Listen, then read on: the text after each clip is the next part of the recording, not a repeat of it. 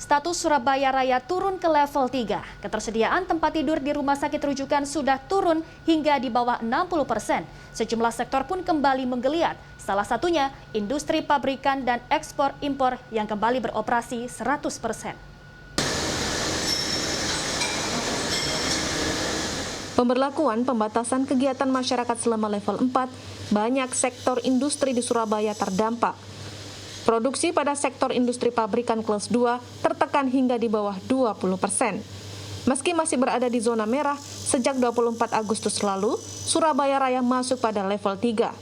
Penurunan level pandemi ini disambut baik oleh pelaku industri dari berbagai sektor. Tidak hanya pusat perbelanjaan yang bisa buka dengan kapasitas 50%, sektor industri pabrikan dan ekspor-impor sudah bisa beroperasi 100%. Ketua Forum Komunikasi Asosiasi Antar Pengusaha dan Industri Provinsi Jawa Timur, Edi Wijanarko menyatakan, selama 1 bulan lebih pemberlakuan PPKM, sektor industri tertekan hebat, namun tidak sedikit industri yang mampu tumbuh dan mendongkrak ekonomi Jatim hingga 7%. Salah satu upaya yang diambil dengan meminta kelonggaran operasional produksi, terutama untuk ekspor. PPKM itu level 4, itu sama dengan tugas tambahan dari pemerintah untuk kita menjaga bagaimana produksi kita lancar, kan gitu. Ya. Tapi ada juga level kedua beda lagi. Level kedua ini adalah pabrik-pabrik yang produksi untuk dalam negeri, untuk domestic market. Nah, itu hancur-hancuran semua itu.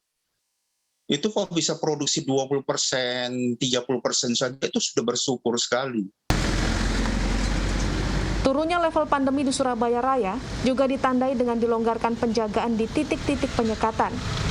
Satuan Tugas Percepatan Penanganan COVID-19 Jatim memastikan pelonggaran akan dilakukan bertahap dengan memperhatikan kondisi kasus secara keseluruhan di Provinsi Jatim.